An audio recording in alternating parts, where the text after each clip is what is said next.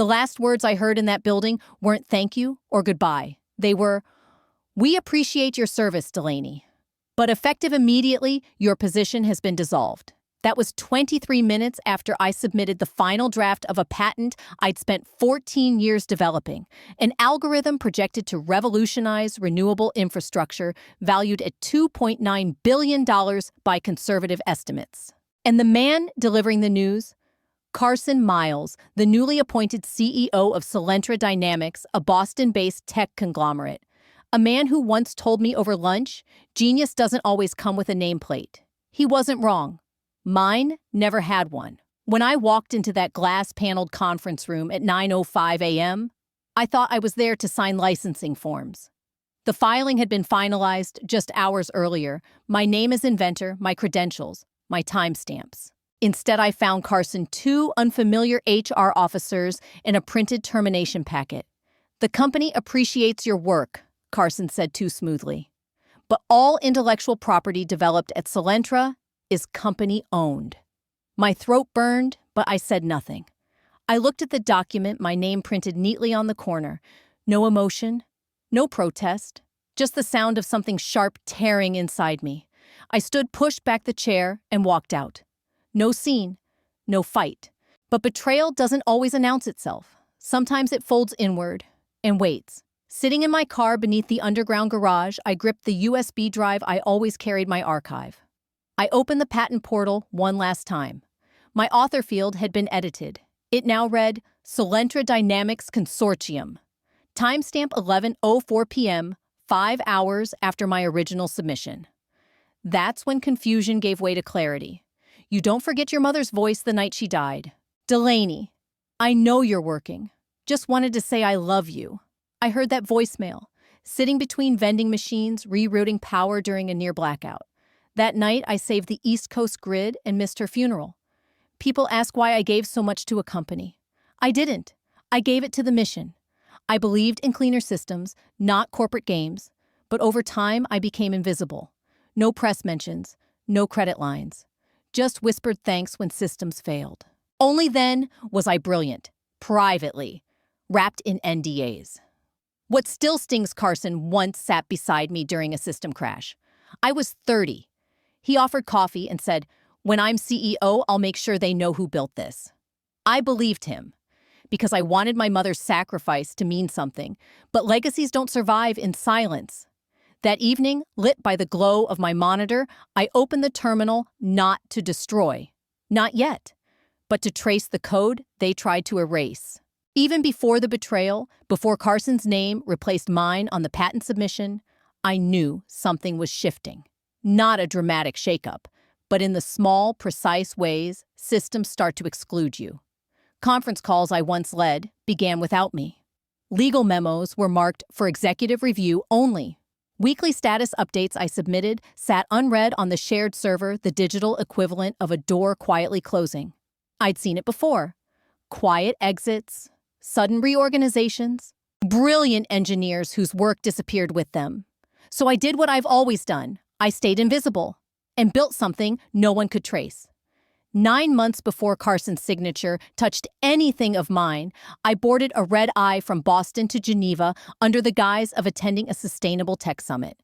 The summit was real, but the real mission was across the border in Liechtenstein. There I founded a private holding company, Reliant Systems AG.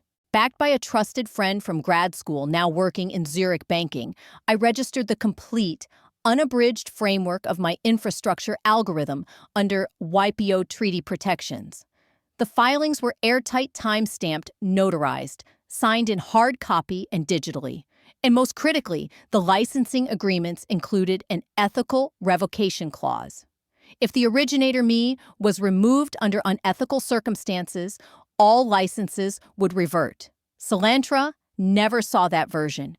What they received was an API shell streamlined, functional, and compatible with their systems, but completely reliant on remote authentication. The real controls stored inside Reliant's secure dashboard.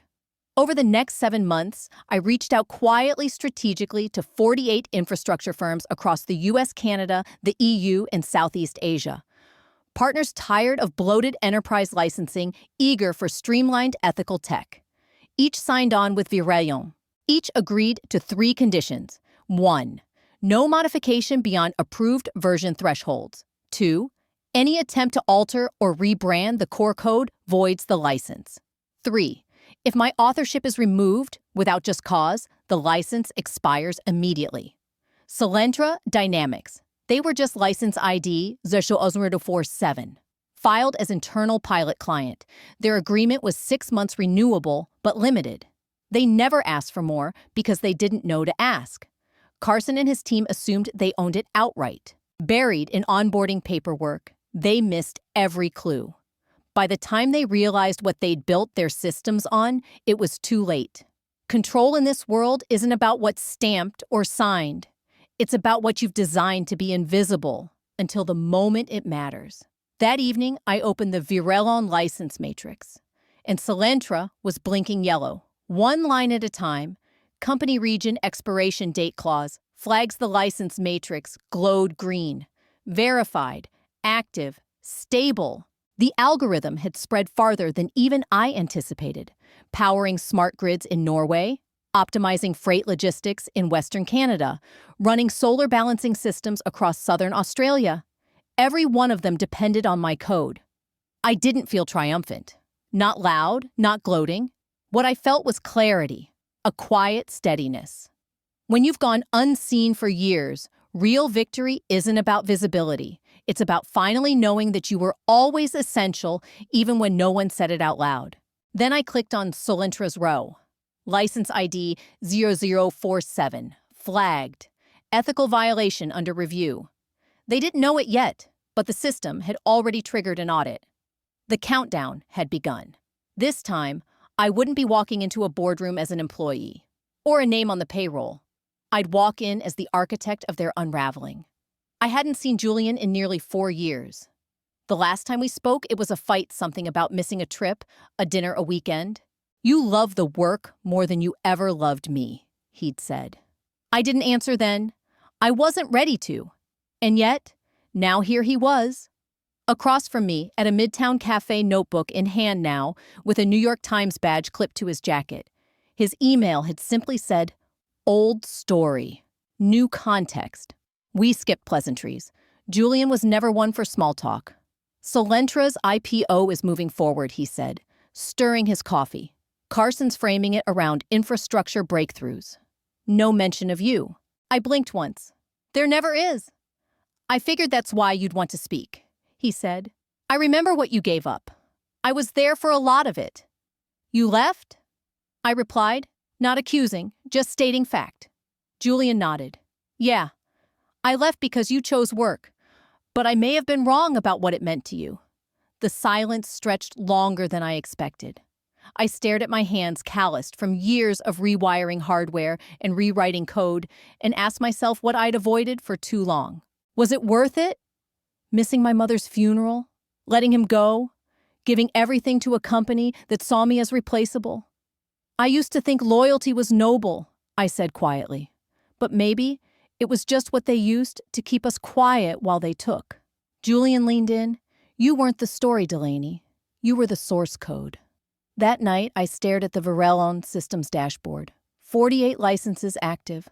1 flagged Solentra Dynamics. I had built backups for cities, power grids, and nations, but never for myself. Until now. Challenged without legal grounds, all licensing rights revert to the originator with immediate effect. No appeal, no delay. I wrote that clause one morning in Zurich, calm fingers, heart pounding. It felt like paranoia back then. Now it felt like foresight. I downloaded the full archive I'd compiled since the day Carson filed my patent under his name. Submission timestamps, metadata logs, the notarized IP transfer to Reliant Systems AG, payment receipts from 48 licensing firms, every signed contract. My cursor hovered over the revocation initiation tool. The system prompted for documentation. I uploaded everything. It asked for a signature. I signed. A screen appeared initiating license audit under clause 12.4a. Proceed? I didn't click. Not yet. Instead, I opened my encrypted inbox to message my attorney only to see a new email already waiting. From Sophie Langston. Subject: You deserve to know the truth. Attached: an audio file titled Solentra Executive Briefing. Sophie had been Solentra's legal assistant back when I still had a badge. Brilliant, unassuming, dangerous in the best way. Her note was brief. You didn't get this from me, but I couldn't sit back and let them erase you. I clicked the audio. Carson's voice filled my headphones, measured smug. We know it's technically hers, but she's gone. We'll file it under Solentra and bury her in red tape if she resurfaces. And then, quieter. It's not about invention. It's about who tells the story. My jaw locked.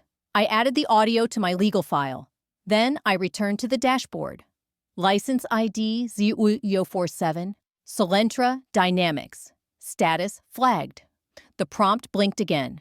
Are you sure if I pulled the trigger, their infrastructure would collapse? Client systems would crash.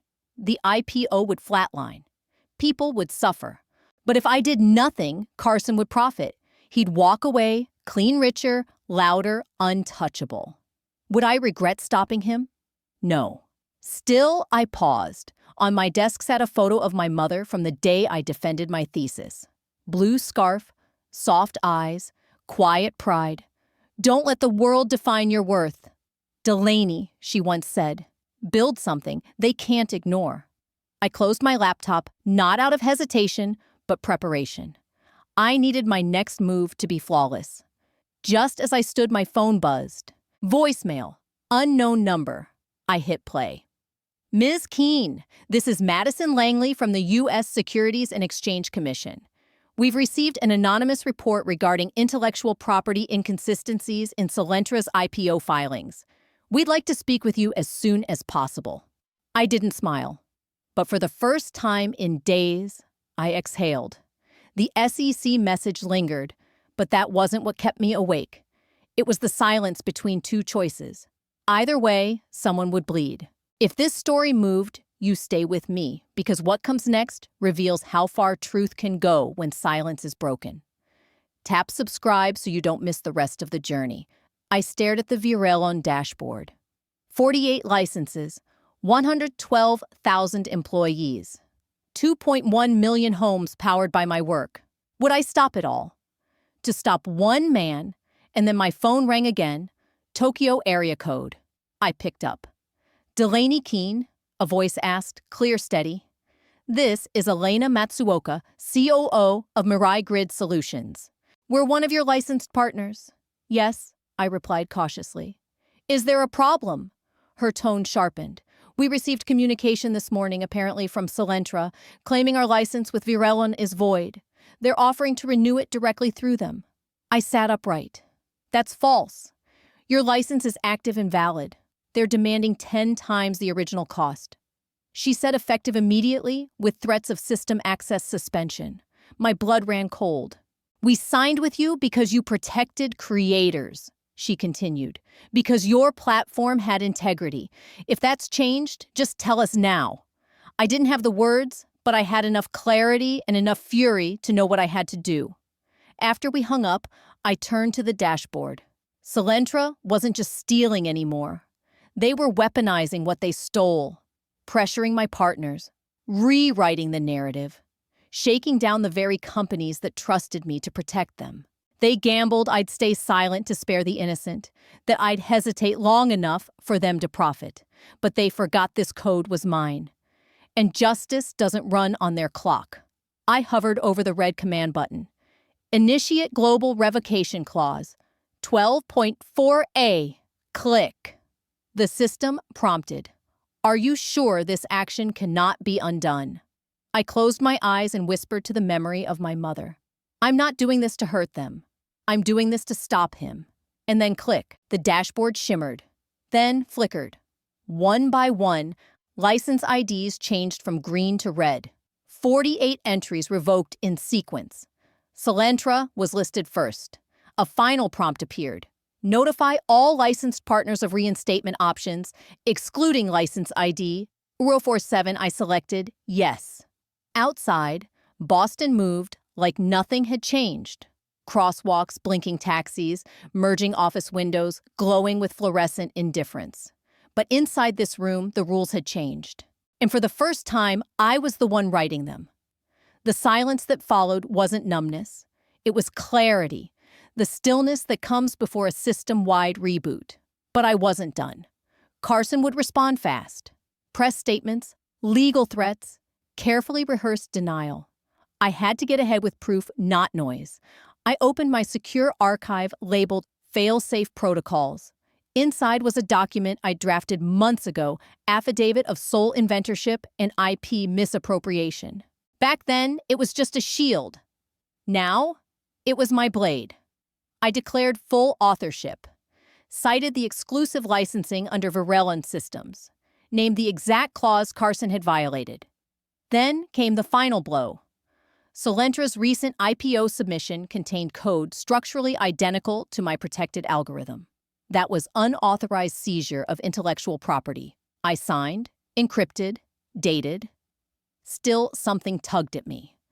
I opened an old folder, HR Sign-Off 2019, scanned PDFs, equipment logs, and there it was, an NDA agreement, signed by Carson Miles, dated, sealed, acknowledging me, Delaney Keene, as the sole inventor. He had forgotten. I never had. I uploaded the signed NDA to my affidavit under the section titled Historical Acknowledgements. Then, I attached the audio file Sophie Langston had sent, the one where Carson admitted he'd bury me in paperwork if I ever pushed back. This wasn't speculation anymore. It was evidence. Fingerprints and fire, his and mine. I called Marcus Weller, my attorney in Zurich. Within minutes, we were in a secure video call. "I have something you need to see," I said, forwarding the NDA. He read it silently. His eyebrows lifted. "This alone could freeze their IPO if submitted with your sworn affidavit," he said. "Then file it," I replied. "File everything." Marcus nodded. "Delaney, do you want me to issue a cease and desist?" I paused, just for a second. "No," I said. "Not yet." He looked mildly surprised. "Let them speak first," I continued calmly. "Let them lie in public. When they do, we answer. On the record." I ended the call and leaned back in my chair. This wasn't about revenge anymore. It was about structure, integrity, truth backed by code clauses and signatures. They wanted chaos. I'd give them something sharper, cleaner, a precision strike to the illusion. The world hadn't noticed yet, but the fuse was already lit. And when the headlines came as they would, my name would no longer be missing. It would be the one line they couldn't redact. The next morning, I didn't wake up triumphant. No cinematic soundtrack, no rush of adrenaline, just the low whir of my bedroom fan and the quiet hum of a city about to be shaken. I made coffee, fed the cat, sat down at my desk, then I waited. 3 hours and 17 minutes until 3:30 p.m., the window I'd chosen for execution. Not symbolic, just operational. The period of lowest global server load. Minimizing disruption for the world, maximizing impact for Solentra. By 2:50 p.m., everything was ready. The Varellon dashboard glowed across 2 monitors. All 48 license entries were green, valid. Time-stamped with clause 12.4a embedded. I hovered over the red command button, Initiate Global Revoke. I opened a draft email to all partners except Solentra. Subject: Urgent License. Suspension Notification Body, due to breach of Clause 12. For EO, your current license to the Virulon infrastructure algorithm is hereby revoked effective immediately. Reinstatement will be reviewed on a case-by-case basis. By 3:28 p.m., my pulse had slowed not from nerves, but from sheer focus. The pressure had crystallized into something steel-like, cold, controlled. At 3:30 p.m., I clicked. One by one, license IDs turned red. Revoked Madrid. Revoked Singapore. Revoked License ID. Browser 47 Solentra Dynamics. They were first. Carson had violated every core clause, unauthorized authorship, false declaration, unethical removal of the originator. I opened the internal log viewer and watched the unraveling begin. Solentra's internal systems began collapsing one layer at a time. Data access failed. The scheduling engine shut down. Even the building's smart climate controls, powered by a custom version of my adaptive energy AI, reverted to factory defaults. I switched over to the security feed, still linked from my final month as infrastructure lead. I shouldn't have had access anymore. But I did. The screen showed Solentra's primary server room. A wall of blinking lights dimmed to darkness. For a heartbeat, the engineers stood frozen. Then chaos erupted. Hands scrambled across keyboards. Phones flew to ears. One tech dropped a laptop. Another yanked a cable and swore so loudly I could hear it through the mic. And there, in the center of the room, stood a man in a navy suit and silver-streaked hair, Carson Miles. Motionless, staring at his empire, lifeless. I leaned back. Not smiling, not angry, just still. There was peace in this moment, not revenge, completion. I had pulled the lever not to destroy, but to reset, because silence had allowed them to steal for too long. My inbox lit up like wildfire. One by one, CEOs reached out. We understand the situation. Please advise on reinstatement steps. Can we coordinate with legal to resolve licensing terms? We support your authorship and await guidance. Not a single denial, not one accusation. They knew the truth. They always had. They were just waiting for someone to make it undeniable. Then a new tab popped open the SEC's early reporting portal. Solentra, IPO filing flagged status. Temporarily suspended pending IP conflict review. I leaned forward reading it twice. Then I exhaled. They couldn't go public without my code. And now they didn't have it. I closed the dashboard. Outside, the Boston skyline glowed under a descending sun. The world kept moving, but within the systems, everything had changed. And this time, I didn't need a press release to prove it. The silence after impact always speaks the loudest. I knew the headlines were coming.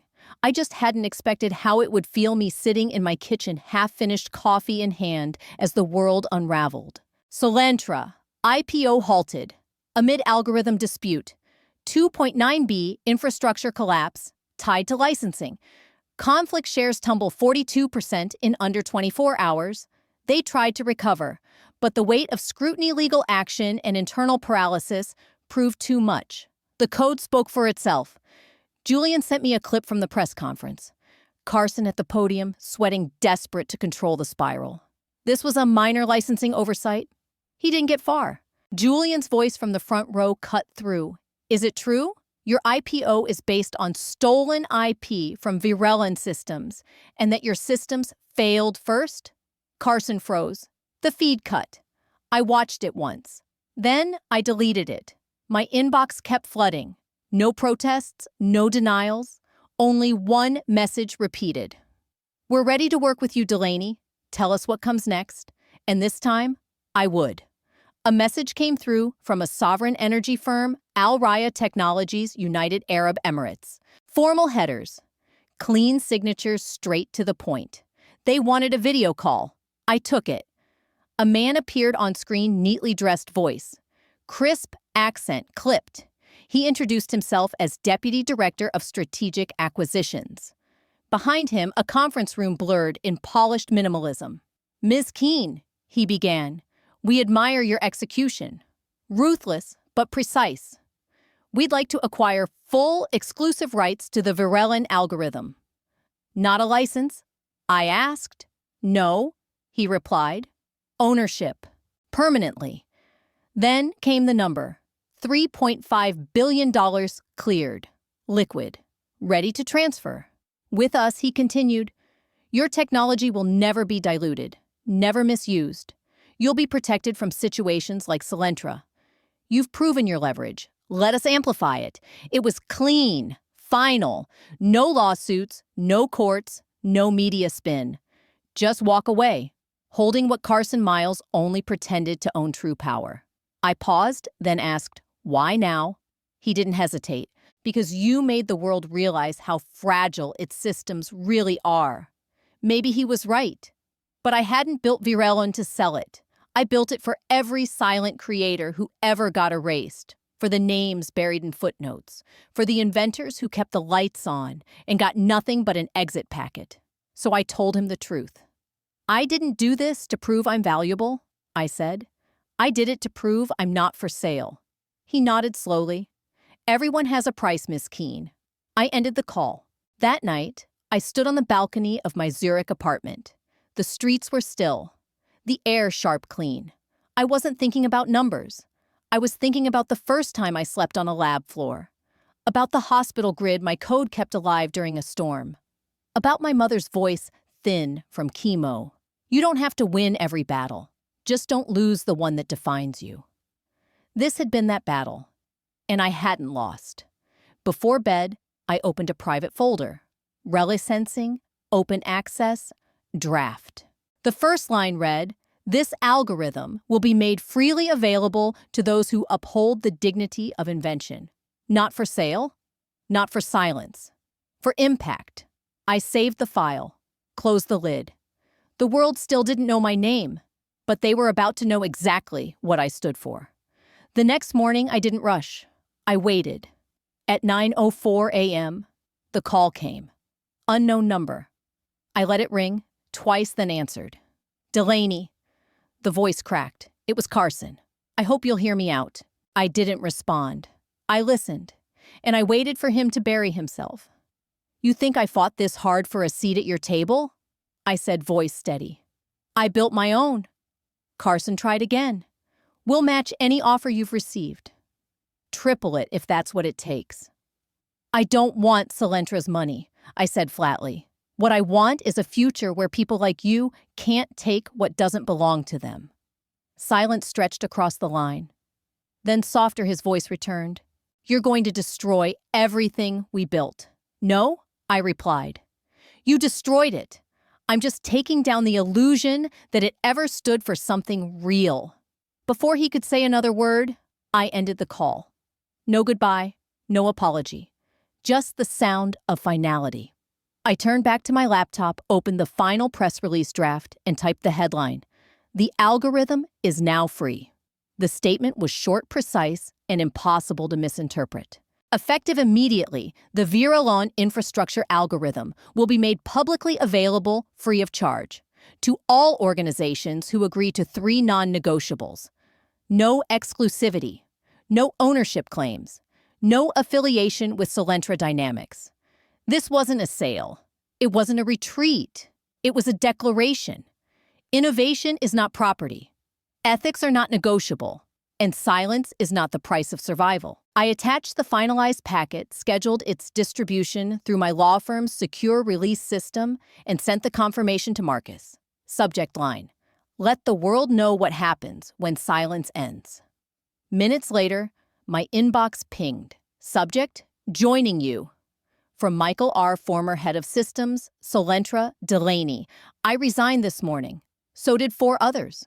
We watched you fight for what we never had the courage to protect. We're not just rooting for you. We're rebuilding with you. Tell us where to go." I stared at the message for a long moment. Not surprised, just deeply aware. This wasn't about revenge. It was about rewriting the system. One resignation at a time, one act of courage, and it had already started. The algorithm was public, the licenses restored. The world had moved quietly, but unmistakably into a new chapter. Messages poured in. Gratitude, collaborations, media requests. But the only one I opened came from Marcus. Subject, "They're coming for him." Hours later, headlines followed. Solentra. Shareholders file lawsuit against CEO Carson Miles. Fiduciary misconduct and patent fraud. Cited in 2.9B collapse. The board voted to freeze his ownership stake. His name vanished from the leadership page. Even Solentra's official accounts unfollowed him. It was clean, cold, surgical. But I didn't smile, because this wasn't about one man falling. It was about stopping the machine. Inside the envelope was a handwritten letter ink on cream paper. No logos, no formal header. "Dear Ms. Keene, my name is Harper Miles. I'm Carson Miles's daughter. You don't know me. And I'm not sure you'd even want to hear from someone connected to him. But I had to write. What you didn't just stop a fraud. It reminded people that integrity still matters. Some of the engineers you helped spoke in hushed tones in our home growing up. I'd hear them talk about wanting to walk away, but not being able to. You gave them something back. Hope. You didn't destroy my father. You rescued the voices he ignored. Thank you. Harper Miles. I read it once, folded it gently and placed it in my drawer, not out of sentiment, but because for the first time, I believed someone in that house had been listening. That evening, I wandered the narrow back streets of Zurich. The cafes were alive with students. At one table, a group huddled around a laptop deep in discussion. I caught a glimpse of the screen, Virelon OS, the open-source platform. One said, even if it never makes a dime, it finally feels like tech is on our side. They didn't see me. They didn't need to. Real change doesn't need spotlight.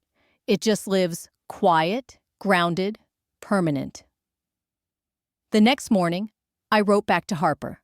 Sometimes the best rebuilds start with someone who knows exactly where the cracks began. Later that day, I stepped outside, not with haste, but with intention. No headlines, no camera crew, just a worn key in my coat pocket. I walked to a quiet building on Bremgartnerstrasse, once a post office now transformed. On the door, a brass plaque with a single inscription, created to be shared, never sold. Below it, the Elera Initiative, a nonprofit named for my mother, Elera Keene. Inside natural light, touched white walls and open work tables. High schoolers soldered recycled circuit boards. A middle-aged woman coached teens through coding logic using salvaged routers. No receptionist, no executive suite, no titles. Just motion. Just meaning. There were no personal patents. Every project credited, all contributors. Engineer, custodian, courier. Recognition wasn't reward. It was equity. I passed the wall of remembering, etched names, scrolling across a glowing panel. Coders, interns, legal aides, people who saved systems with no spotlight. Later, I opened my laptop. A single message waited. Subject, just thought you'd want to know. From Harper Miles, hi Delaney. I just applied for a fellowship in tech ethics. Because of you, I believe honesty can win. I replied with one word, good. The silence wasn't empty. It was earned. If you've ever been underestimated, overlooked, or silenced, this story is for you. I didn't fight just for credit or revenge. I fought because someone needed to remind the world that truth doesn't expire. So now I ask you, what would you do if someone tried to erase your work? Your name, your voice. Drop your thoughts in the comments. Share your story. And if you've ever stayed quiet to keep the peace, remember peace built on silence isn't peace, it's pressure. Don't wait for permission to defend what's right. You already have the power. Use it. Let your voice change something.